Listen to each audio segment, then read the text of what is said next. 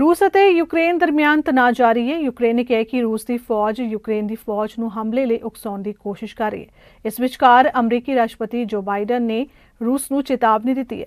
Biden ਨੇ ਕਿਹਾ ਕਿ ਵਿਵਾਦ ਨੂੰ ਗੱਲਬਾਤ ਜ਼ਰੀਏ ਹੱਲ ਕੀਤਾ ਜਾ ਸਕਦਾ ਹੈ। ਹਾਲੇ ਵੀ ਦੇਰੀ ਨਹੀਂ ਹੋਈ ਹੈ। रूस हुण भी कूटनीतिक ढंग नाल इस समस्या का हल चुन सकता है। हुण भी टेबल ते बैठ के इस मुद्दे ते चर्चा की जा सकती है। Bringing them up to date on what the United States thinks is the current state of affairs and what's likely to happen in Ukraine in the coming days to ensure that we continue to remain in lockstep, that is, the European Union and NATO. Despite Russia's efforts to divide us at home and abroad, I can affirm that has not happened. The overwhelming message on both calls was one of unity, determination, and resolve. I shared with all of those on the calls what we know about a rapidly escalating crisis in Ukraine.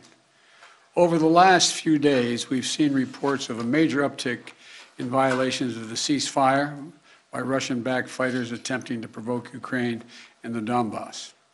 For example, a shelling of a Ukrainian kindergarten yesterday, which Russia has falsely asserted was carried out by Ukraine. We also continue to see more and more disinformation being pushed out to the Russian public, including Russian-backed separatists, claiming that Ukraine is planning to launch a massive offensive attack in the Donbass.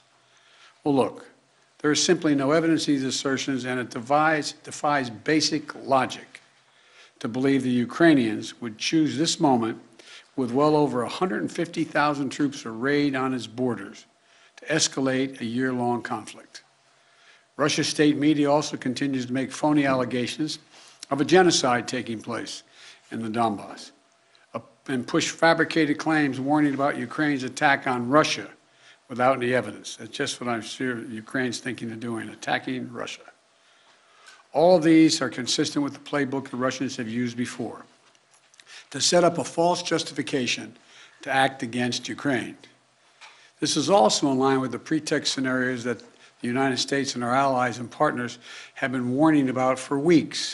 You know, look, we have reason to believe the Russian forces are planning to and intend to attack Ukraine in the coming week, in the coming days. We believe that they will target Ukraine's capital, Kyiv, a city of 2.8 million innocent people. We're calling out Russia's plans loudly and repeatedly, not because we want a conflict, but because we're doing everything in our power to remove any reason that Russia may give to justify invading Ukraine and prevent them from moving. Make no mistake, if Russia pursues its plans, it will be responsible for a catastrophic and needless war of choice. The United States and our allies are prepared to defend every inch of NATO territory from any threat to our collective security as well.